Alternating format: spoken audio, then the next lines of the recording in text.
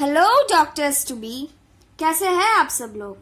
Hope you all are well, good, healthy, motivated, full of positivity and doing your studies regularly. So today we are going to start with a totally new subject, that is pathology.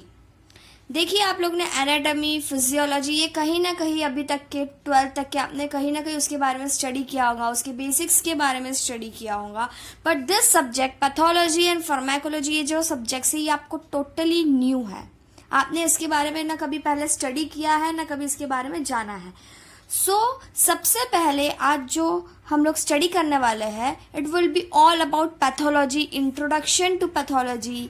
हम pathology क्यों पढ़ते हैं, pathology का हमारे practice में, हमारी पूरी medical journey में क्या यूज रहेगा, और ये सब्जेक्ट्स में हम क्या क्या स्टडी करने वाले, ये सब जो भी क्वेश्चंस है वो आज इस टॉपिक में सॉल्व होंगे. और कुछ जनरल बेसिक बॉडी के बारे में भी हम आज के वीडियो में स्टडी करने वाले हैं. ठीक है, तो सबसे पहले ये समझते हैं कि हम लोग पैथोलॉजी में क्या पढ़ने वाले हैं. ठीक है, तो सबसे पहले हम लोग स्टडी करेंगे कि पैथोलॉजी जो ये वर्ड है इसका मतलब क्या होता है. तो the word pathology has been derive from two Greek words, that is patho and logos. कौन से दो ग्रीक वर्ड से डिराइव हुआ है? That is patho and logos. Patho का मतलब क्या है? तो it means the suffering. And logos का मतलब क्या है? तो इट मीन्स द स्टडी. तो study of the suffering is known as pathology. अगर हम इसकी साइंटिफिक डेफिनेशन, एक परफेक्ट डेफिनेशन बताए तो वो ये रहेगी कि the scientific study of changes in structure and function of the body in a disease is known as pathology.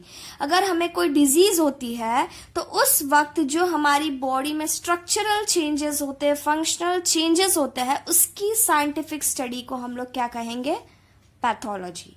Pathology is the scientific study of changes in structure and functions of the body in a disease. जब कोई disease कोई इंसान को हो जाती है तो उस वक्त जो बॉडी में स्ट्रक्चरल एंड फंक्शनल चेंजेस होते हैं उसी की स्टडी को हम पैथोलॉजी कहते हैं. और वैसे जो हम लोग पैथोलॉजी को डिफाइन कर सकते हैं वो ये है कि pathology consist of abnormalities in normal anatomy and normal physiology owing to a disease. देखो, हम लोग ने जो एनाटॉमी और फिजियोलॉजी पढ़ा फर्स्ट ईयर में, that was all about normal, कि नॉर्मल हार्ट कैसे होता है, नॉर्मल लंग्स कैसे होते हैं, नॉर्मल लीवर कैसा होता है, नॉर्मल मेंस्ट्रुअल साइकिल कैसी होती है, नॉर्मल प्रेगनेंसी पीरियड कैसा होता है. ये सब नॉर्मल हम लोग ने स्टडी किया था एनाटॉमी और फिजियोलॉजी में. अब एबनॉर्मलिटीज के बारे में जो स्टडी करने वाले हैं, that comes under the subject pathology. Pathology क्या है? तो pathology consist of abnormalities in normal anatomy and normal physiology owing to a disease. जब कोई डिजीज हो जाती है तो नॉर्मल एनाटॉमी और नॉर्मल फिजियोलॉजी में जो एबनॉर्मलिटीज डेवलप होती है उसी की स्टडी हम कहाँ पे करने वाला है? तो पैथोलॉजी में हम उसकी स्टडी करने वाले. तो this is the another definition of the pathology. और अनदर वे से हम लोग जो है पैथोलॉजी को डिफाइन कर सकते हैं. पैथोलॉजी का एक अनदर नेम क्या है? That is pathophysiology. पैथो का मतलब क्या होता है? तो it is suffering. And physiology का मतलब क्या होता है? तो स्टडी ऑफ नॉर्मल फंक्शन. तो what does that particular word means? That is pathophysiology includes study of disordered function and breakdown of hemostasis in a disease. जो डिजीज के अंदर हमारी जो बॉडी का हीमोस्टैटिस होता है, एक इक्विलिब्रियम मेंटेन होता है, वो जब ब्रेक डाउन होता है या फिर हमारे जो नॉर्मल फंक्शन होता है, जो नॉर्मली परफॉर्म होता है, अगर उसका डिसऑर्डर हो जाए तो उसी की स्टडी किसमें इंक्लूड होती है? That is in the pathophysiology और दी पैथोलॉजी. तो पैथोलॉजी में इन शॉर्ट हम लोग क्या पढ़ने वाले हैं? It is the scientific study of changes in structure and function of the body in a disease. अब क्वेश्चन ये उठता है कि पैथोलॉजी जो सब्जेक्ट है इसका आपका मेडिकल लाइफ में, मेडिकल जर्नी में, जनरल प्रैक्टिस में क्या इंपॉर्टेंस है? आप इसे क्यों पढ़ते हैं? क्या इसका यूज रहेगा आपके लाइफ में? तो द थिंग इज दैट कि जो इसका नॉलेज है, इसकी जो बेसिक अंडरस्टैंडिंग है, it is important for an doctor, general practitioner as well as specialist. Because अगर आपको जनरल नॉलेज ही नहीं है, आपको अगर अंडरस्टैंडिंग ही नहीं है साइंटिफिक बेसिस ऑफ डिजीज का, एंड अगर आपको पता ही नहीं है लैंग्वेज क्या होती है पैथोलॉजी लेबोरेटरी रिपोर्ट्स की, तो आप कैसे ट्रीट करेंगे पेशेंट को? आप उसे क्या मेडिकेशन देंगे? You cannot even suggest him the precautions measure he should take.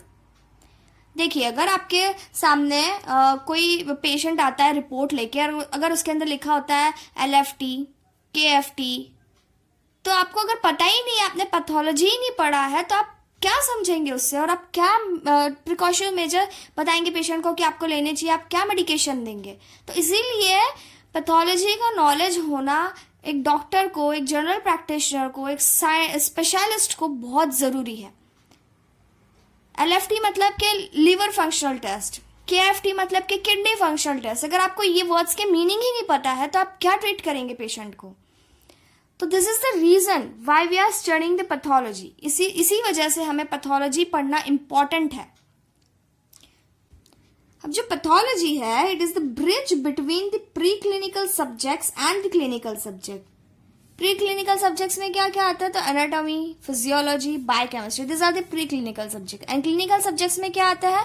तो gynaecology, medicine, surgery, this are the clinical subject. So the subject which acts as an bridge between the pre clinical subjects and the clinical subject is the pathology. समझ रहे हैं आप कितना important है pathology subject को अच्छे से समझना, उसकी नॉलेज को रखना, उसकी अंडरस्टैंडिंग होना बहुत जरूरी है। जो फादर ऑफ मॉडर्न साइंस है, उन्होंने एक चीज कही है, has mentioned a quote that is your practice of medicine will be as good as your understanding of pathology. मतलब अगर जितनी अच्छी आपकी अंडरस्टैंडिंग रहेंगी पैथोलॉजी सब्जेक्ट की, उतनी ही ज़्यादा अच्छी आपकी प्रैक्टिस रहेगी मेडिसिन की।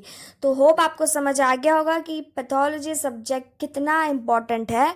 इसीलिए आपको ये सब्जेक्ट फुल डेडिकेशन से पढ़ना है, रेगुलरली पढ़ना है। I will be there covering all the topics. आज जस्ट इंट्रोडक्शन था, नेक्स्ट वीडियो से हम लोग चैप्टर वाइज पैथोलॉजी सब्जेक्ट को पढ़ना शुरू करेंगे। Thank you so much for watching this video, but do subscribe the channel to get a notification of the another video lecture. Thank you.